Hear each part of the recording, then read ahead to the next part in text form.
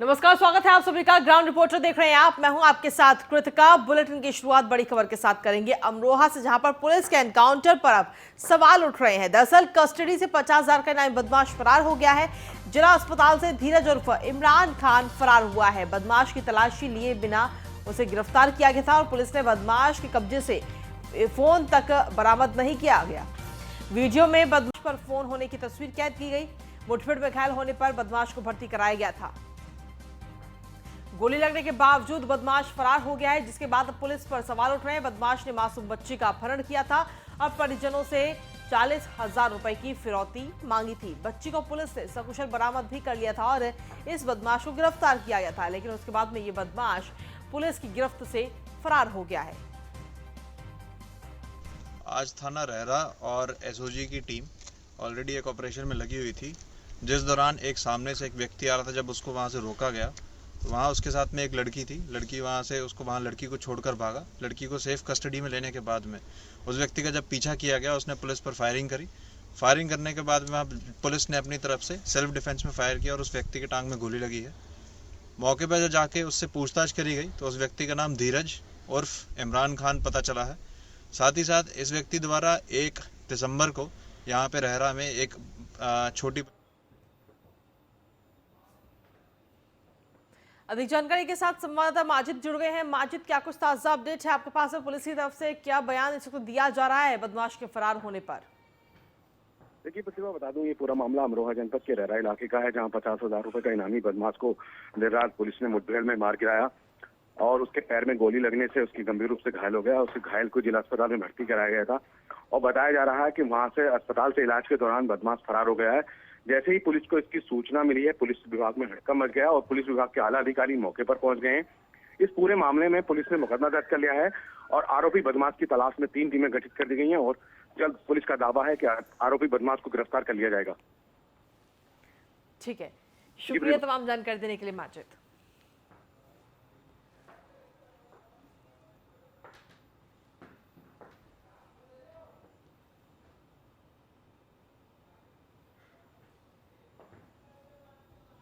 और अगली खबर है मथुरा से, जहां पर पुलिस की बाबरिया गैंग के बदमाशों से मुठभेड़ हुई है और राजकुमार बाबरिया घायल हुए हैं, साथ ही फरार। मथुरा समेत आपको बता दें कि कई जिलों में राजकुमार पर मुकदमे दर्ज है। तमंचा, कारतूस, नकदी, बाइक, लूटी हुई चैन भी बरामद की गई। कोसीकला थाने के हथाना कट के पास ये मुठभेड़ हुई है। तो मुठभेड़ में राजकुमार बाबरिया घायल हुआ है, लेकिन उसका साथी जो है वो फरार हो गया है वहां से। मथुरा समेत कई जिलों में राजकुमार पर कई मुकदमे भी दर्ज हैं। तमंचा, कारतूस, नकदी, बाइक, लूटी हुई चैन भी बरामद की गई है। कोसीकला थाने के हथाना कच के पास ये मुठभेड़ हुई है।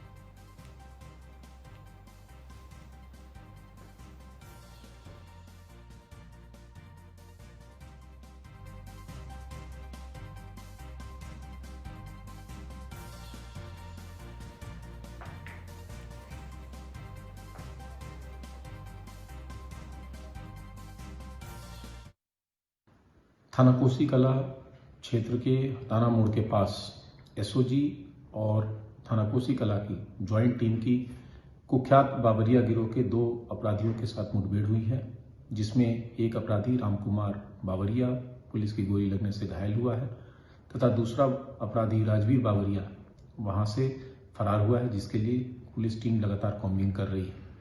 घायल अपराधी रामकुमार बाबरिया से अवैध तमंचा, जिंदा कारतूस, खोखा कारतूस, 7,000 रुपए नगद, लूट की चेनें और चोरी की मोटरसाइकिल बरामद हुई है।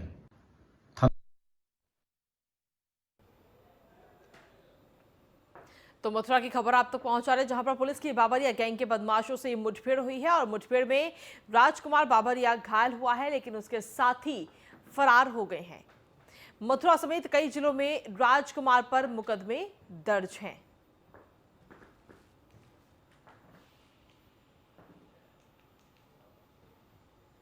और अगली खबर का रुख करते हैं लखनऊ से, जहां पर आज चाचा शिवपाल सिंह यादव और अखिलेश यादव बैठक करने जा रहे हैं। आपको बता दें कि प्रसपा का सपा में विलय होने के बाद आज काफी अहम ये बैठक होगी। शिवपाल को अहम जिम्मेदारी मिलने पर इसमें चर्चा की जाएगी। निकाय चुनाव की रणनीति पर मंथन किया जाएगा। पार्टी कार्यालय में दोनों नेताओं की मुलाकात होगी। कार्यकर्ताओं के समायोजन को लेकर चर्चा की जाएगी। वहीं शिवपाल अखिलेश के बीच कई मुद्दों पर चर्चा होगी।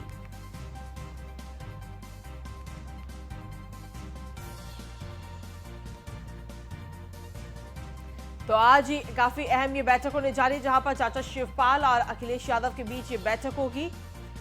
मैनपुरी में बड़ी जीत के बाद में प्रसपा का सपा में विलय हो गया और उस विलय के बाद आज ये अहम बैठक और इसमें चर्चा होगी कि आखिर चाचा शिवपाल सिंह यादव को क्या जिम्मेदारी दी जाए, क्योंकि कहीं ना कहीं हो सकता है, जो जानकारी सूत्रों के हवाले से मिल रही है, कि चाचा शिवपाल को प्रदेश की जिम्मेदारी दी जाए और उसके बाद अखिलेश यादव 2024 की रणनीति बनाने में कहीं ना कहीं जुटेंगे, केंद्र की राजनीति में वो आएंगे।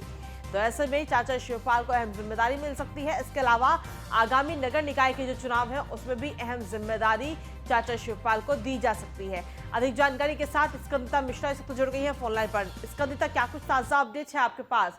चाचा शिवपाल के साथ आज अखिलेश यादव की ये अहम बैठक है और इस अहम बैठक में काफी अहम जिम्मेदारियां चाचा को दी जा सकती हैं।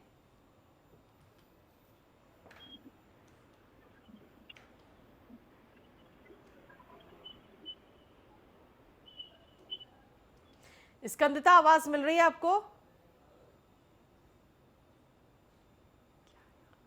और जब से प्रगतिशील समाजवादी पार्टी का विलय हुआ है समाजवादी पार्टी में, उसके बाद आज ये महत्वपूर्ण बैठक होनी है जहां पर शिवपाल यादव अहम जिम्मेदारी उनको मिल सकती है। उनको लेकर डिसाइड होगा कि क्या कुछ जिम्मेदारियां मिलेंगी।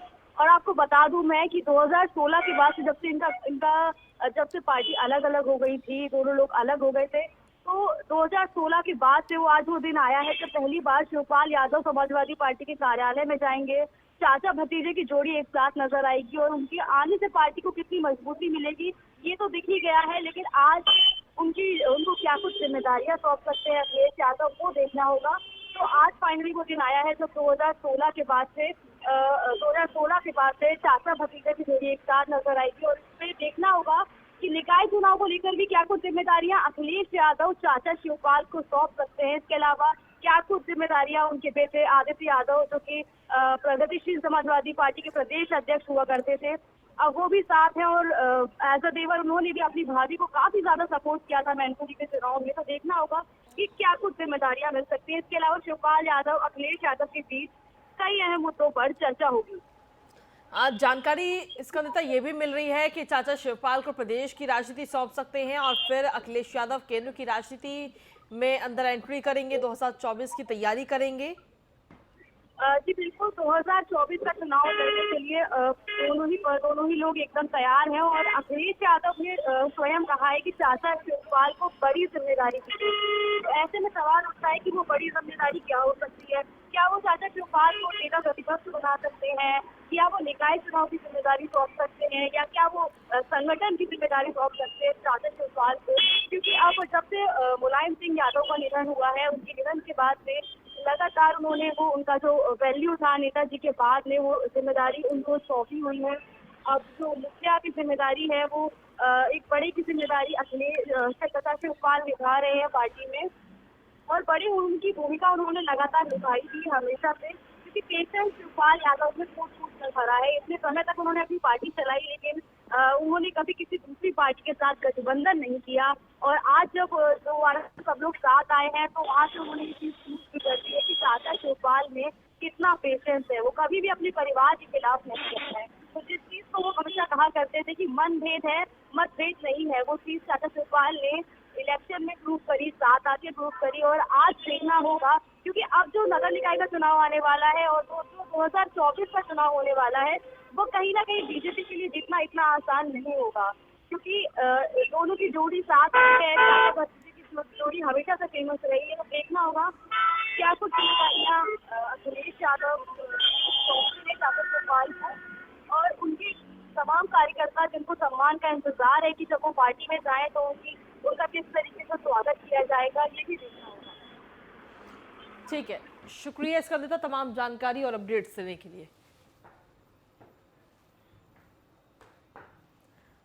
सीएम योगी आदित्यनाथ आज मथुरा दौरे पर रहेंगे, जहां सेठ बीएन पोद्दार कॉलेज में कई परियोजनाओं का लोकार्पण करेंगे, शिलान्यास करेंगे। इसके अलावा सीएम योगी आदित्यनाथ सरकारी आवासीय योजना के लाभार्थियों को सांकेतिक रूप से प्रमाण पत्र देंगे। साथ ही सीएम अन्नप्राशन कार्यक्रम में भी हिस्सा लेंगे और अंत में सीएम योगी प्रबुद्ध जन सम्मेलन को संबोधित करेंगे। तो ये बड़ी खबर आप तक पहुंचा रहे हैं।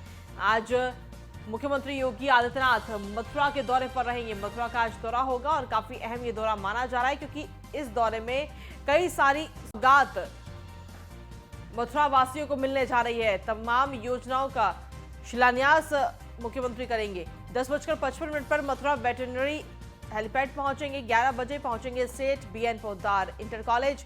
12:30 बजे तक कार्यक्रम स्थल पर ही रुकेंगे मुख्यमंत्री, जहां कई परियोजनाओं का लोकार्पण करेंगे और शिलान्यास करेंगे। साथ ही प्रबुद्ध जन सम्मेलन को भी सीएम योगी आदित्यनाथ संबोधित करेंगे। तो सीएम का मिनट टू मिनट क्या कुछ कार्यक्रम है आज का, वो हमने आपको बताया। कितने बजे मथुरा पहुंचेंगे और उसके बाद में क्या कुछ कार्यक्रम रहेगा मुख्यमंत्री योगी आदित्यनाथ का। काफी अहम ये दौरा, क्योंकि इस दौरे में कई परियोजनाओं का लोकार्पण और शिलान्यास मुख्यमंत्री योगी आदित्यनाथ करते हुए नजर आएंगे। और अधिक जानकारी के साथ हमारे संवाददाता महेश सिंह जुड़ गए हैं। मथुरा से सीधा उन्हीं का रुख करते हैं। महेश, क्या कुछ ताजा अपडेट है आपके पास में मुख्यमंत्री योगी आदित्यनाथ के मथुरा दौरे को लेकर?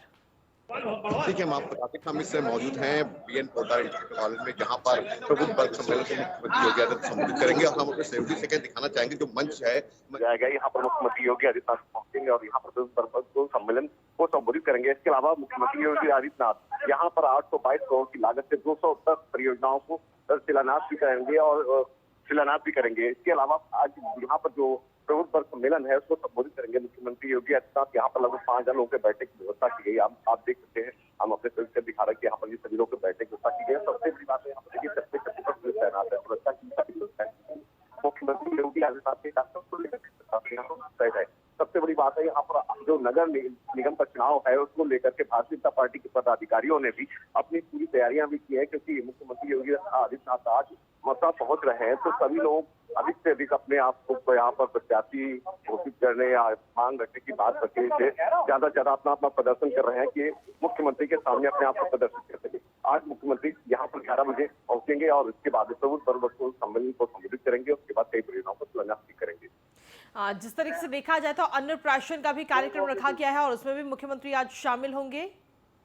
जी, प्रबुद्ध वर्ग को सम्मेलन संबोधित करने के बाद में अन्नप्राशन के कार्यक्रम में मुख्यमंत्री जा सकते हैं। उसके पश्चात में जो कार्यक्रम नहीं आया है, मुख्यमंत्री योगी आदित्यनाथ तरीके से जन्मभूमि स्थान जाकर किस तरीके से लला के दर्शन भी कर सकते हैं। इसके अलावा मुख्यमंत्री जी का एक कार्यक्रम जो नहीं है, शायद वो केशव धाम जाएंगे वृंदावन में, जो कि आरएसएस का कार्यालय, वहां भी पहुंच सकते हैं योगी आदित्यनाथ। ठीक है, चलिए शुक्रिया महेश तमाम जानकारी और अपडेट्स देने के लिए। और चलिए बुलेटिन में आगे बढ़ेंगे, बात करेंगे अब लखनऊ की, जहां पर 4 शिक्षा अधिकारियों का तबादला किया गया है। अमरनाथ राय का आजमगढ़ से महाराजगंज तबादला किया गया है। अशोक कुमार सिंह द्वितीय का महाराजगंज भेजे गए हैं। इसके अलावा विनोद कुमार शर्मा का प्रयागराज से बलिया तबादला किया गया है। रमेश कुमार सिंह को बलिया से प्रयागराज भेजा गया है। तो 4 शिक्षा अधिकारियों के ये ट्रांसफर इस वक्त किए गए हैं। बड़ी खबर आप तक पहुंचा रहे हैं। अशोक कुमार सिंह द्वितीय महाराजगंज से प्रयागराज भेजे गए हैं। विनोद कुमार शर्मा का प्रयागराज से बलिया उन्हें भेजा गया है। विनोद कुमार शर्मा को, अशोक कुमार सिंह द्वितीय को महाराजगंज से प्रयागराज भेजा गया। रमेश कुमार सिंह को बलिया से प्रयागराज भेजा गया है। तो 4 शिक्षा अधिकारियों का ये तबादला इस वक्त किया गया है। बड़ी खबर आप तक पहुंचा रहे हैं। अमरनाथ राय का आजमगढ़ से महाराजगंज तबादला किया गया है। अशोक कुमार सिंह द्वितीय महाराजगंज से प्रयागराज भेजे गए हैं।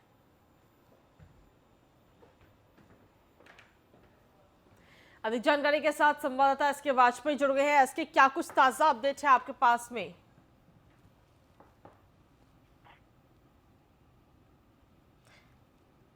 एसके, आवाज मिल रही है आपको? हाँ बिल्कुल, अपना सवाल दोहरा देंगे। ऐसे जिस तरीके से देखा जाए तो 4 शिक्षा अधिकारियों का तबादला इस वक्त उत्तर प्रदेश के अंदर किया गया है, उसको लेकर क्या कुछ अपडेट्स हैं आपके पास? बिल्कुल, अगर हम देखें तो उत्तर प्रदेश में लगातार अधिकारियों को लेकर मंथन चल रहा है। हालांकि कल उच्च शिक्षा माध्यमिक शिक्षा के 4 अधिकारियों का तबादला हुआ, जिसमें दो विद्यालय निरीक्षक हैं, साथ ही साथ 2 विद्यालय निरीक्षकों को प्रयागराज का जो मुख्यालय है वहां से संबद्ध कर दिया गया है। अगर इसमें हम देखें तो अमरनाथ राय जो कि जिला विद्यालय निरीक्षक महाराजगंज बनाए गए हैं, वहीं अशोक कुमार सिंह जो कि जिला विद्यालय निरीक्षक महाराजगंज थे, उनको फिलहाल प्रयागराज मुख्यालय से संबद्ध कर दिया गया है। वहीं विनोद कुमार शर्मा जो कि संबद्ध थे, उनको जिला विद्यालय निरीक्षक बलिया का चार्ज दिया गया है, और रमेश कुमार सिंह जो कि बलिया के डीआईओ थे, उनको फिलहाल मुख्यालय से अटैच कर दिया गया है। तो हम देखें लगातार कहीं न कहीं उत्तर प्रदेश सरकार ऐसे अधिकारियों की तैनाती फील्ड पर कर रही है जो कहीं न कहीं बेदाग छवि के हैं और तेजी से चीजों को आगे बढ़ा सकते हैं। कहीं न कहीं उस दिशा में लगातार तबादलों का दौर जारी है। हालांकि ये उच्च शिक्षा विभाग के 4 अधिकारियों का तबादला कल देर रात किया गया। जी ठीक है, शुक्रिया तमाम जानकारी देने के लिए इसके।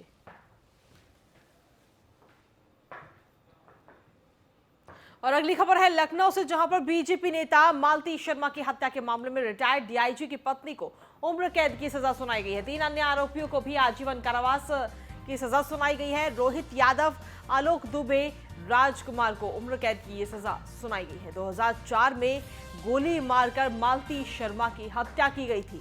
गाजीपुर थाने में दर्ज हुआ था हत्या का ये पूरा मुकदमा, और अब इस पूरे मामले में 4 लोगों को सजा सुनाई गई है। अधिक जानकारी के साथ संवाददाता नीलेश चौहान जुड़ गए हैं। नीलेश, क्या कुछ अपडेट है इस पूरे मामले में? अब अपराधी जो है, जो आरोपी है, उनको सजा तो सुना दी गई है, लेकिन आखिर ये पूरा मामला क्या था? देखिए, आपको बता दूं कि पूर्व डीआईजी की पत्नी अलका मिश्रा को आजीवन कारावास की सजा सुनाई गई। साथ ही साथ जो इनके साथ हत्या में शामिल 3 और लोग थे, उनको भी आजीवन कारावास की सजा सुनाई गई, जिसमें रोहित यादव, आलोक दुबे, कांस्टेबल राजकुमार को भी उम्र कैद की सजा सुनाई गई। राजधानी लखनऊ के वर्ष 2004 में सबसे ज्यादा चर्चित जो हत्याकांड रहा था वो मालती हत्याकांड था, क्योंकि मालती उस समय भारतीय जनता पार्टी की नेता थी और ये अलका मिश्रा भी भारतीय जनता पार्टी से जुड़ी हुई थी और पूर्व पार्षद थी। दोनों में वर्चस्व को लेकर लड़ाई हुई थी, जिसके बाद जो है मालती की हत्या कर दी गई थी और अलका मिश्रा ने मालती की हत्या कराई थी। पूरे मामले को लेकर गाजीपुर थाने में मुकदमा दर्ज कराया गया था, जिसके बाद लगातार कोर्ट में सुनवाई चल रही थी। और आज कोर्ट में सुनवाई जब खत्म हुई है तो कोर्ट ने तीनों जो आरोपी हैं उनके ऊपर जुर्माने के साथ साथ आजीवन कारावास की सजा सुना दी है। तो कहीं ना कहीं इससे ये साफ होता है कि कोर्ट में अगर कोई भी कितना भी रसूखदार व्यक्ति हो, अगर वो गंभीर धाराओं में कोर्ट में जाता है तो कोर्ट उनके ऊपर भी उतनी ही कठोर कार्रवाई करती है जितनी एक अपराधी के ऊपर होनी चाहिए।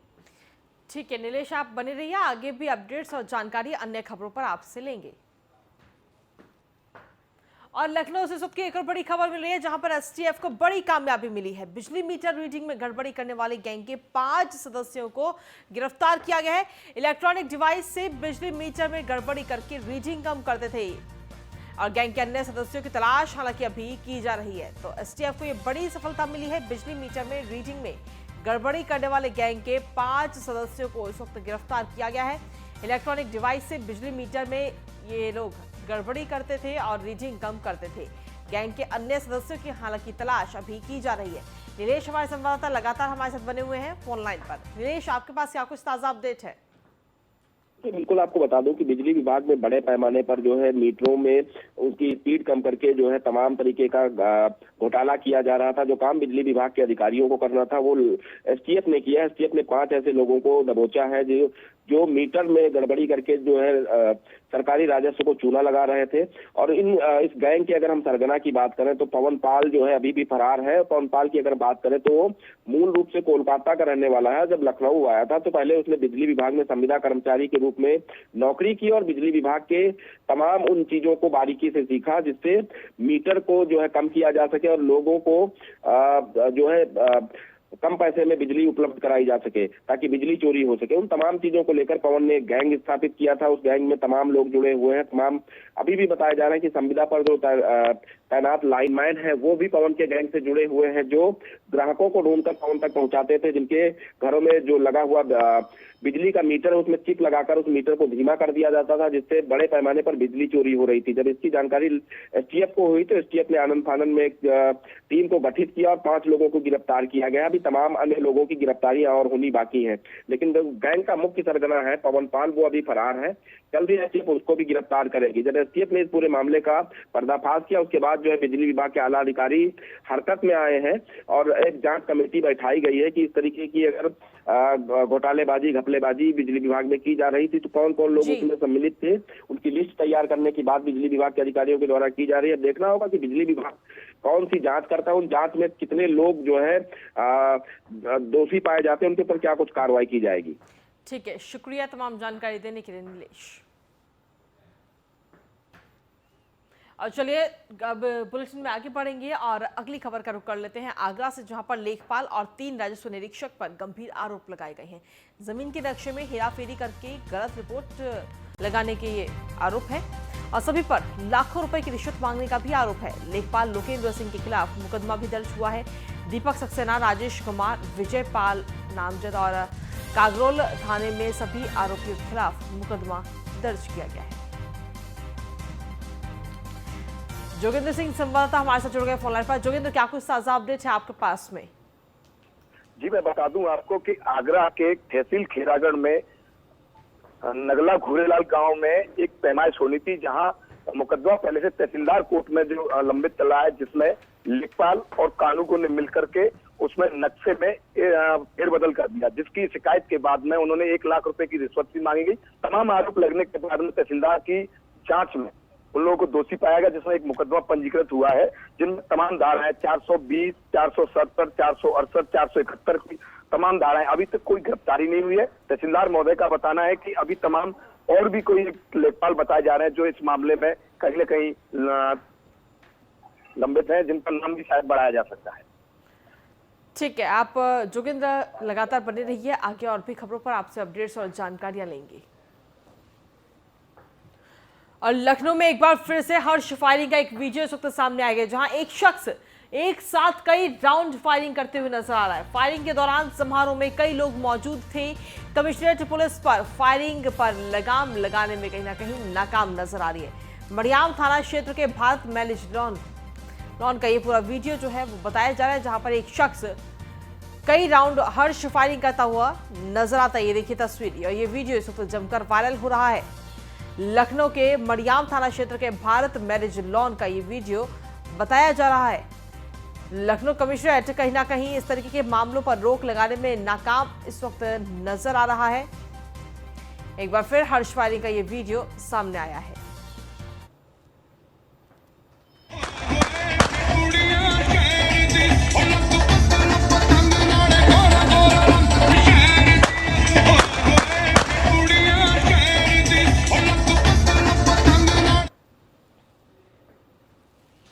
और अलीगढ़ से अगली खबर, जहां पर महिला का सरसों के खेत में नग्न अवस्था में शव बरामद किया गया है। शव मिलने से इलाके में हड़कंप मच गया है। सूचना मिलने के बाद मौके पर आला अधिकारी वहां पहुंचे। परिजनों ने महिला के साथ हैवानियत कर हत्या की आशंका जताई है। पुलिस फिलहाल मामले की जांच पड़ताल में जुटी हुई है। महुआ खेड़ा थाना इलाके के ईशनपुर क्षेत्र का पूरा मामला बताया जा रहा है। योगेंद्र संवाददाता हमारे साथ बन गए हैं। योगेंद्र, क्या कुछ ताजा अपडेट है आपके पास इस मामले को लेकर? देखिए, यहाँ पर 2 महिलाएं थी, जिसमें सास बहू थी दोनों। ये दोनों यहाँ महुआ खेड़ा थाना क्षेत्र पड़ता है। इसमें यहाँ पर घास काटने, भैंसों चारा लेने के लिए गई थी। जब वहां पर जो सास थी उसने अपनी बहू को कहा कि तुम ये गठरी लेके चलो, मैं भी आ रही हूँ, और वहां पर दूसरा बाकी चारा काटने के लिए जुड़ गई। लेकिन जब वो शाम तक घर नहीं पहुंची तो उसके परिजनों ने चिंता की। चिंता करके पुलिस को सूचना दी। जब पुलिस ने वहां पर पूरे क्षेत्र में तलाश किया तो महिला का शव मिला। तो लेकिन इसका कारण ये अभी तक पता नहीं लगा कि महिला की हत्या किसने की और क्यों की। इसी वजह से पुलिस ने अज्ञात के खिलाफ FIR दर्ज कर ली है और मामले की जांच कर रही है। योगेंद्र, परिवार वालों को क्या कुछ कहना है? देखिए, परिवार वालों का भी यही कहना है कि उनके किसी से रंजिश नहीं है और इसी वजह से उन्होंने किसी का इसमें नाम नहीं दिया है। तो पुलिस ने जो FIR है वो अज्ञात में दर्ज की है। अब पुलिस इस मामले में इन्वेस्टिगेशन करेगी, क्योंकि उस महिला की उम्र 55 साल है। तो उसकी हत्या क्यों की गई और किस वजह से की गई? ठीक है, शुक्रिया योगेंद्र तमाम अपडेट्स और जानकारियां देने के लिए। वहीं कानपुर में मंदिर में आरती करने को लेकर के 2 समुदायों में विवाद हो गया। घटनास्थल पर भारी संख्या में पुलिस बल वहां तैनात रहा। मौके पर पहुंचे बजरंग दल के कार्यकर्ता और स्वरूप नगर थाना क्षेत्र के भट्टे का पूरा मामला बताया जा रहा है। तो कानपुर से ये खबर सामने आई है, जहां पर मंदिर में आरती करने को लेकर के दो पक्षों में जमकर विवाद हो गया। घटनास्थल पर ही भारी संख्या में पुलिस बल वहां पर तैनात किया गया। मौके पर बजरंग दल के कार्यकर्ता भी वहां पहुंचे। स्वरूपनगर थाना क्षेत्र के भट्टे का मामला बताया जा रहा है।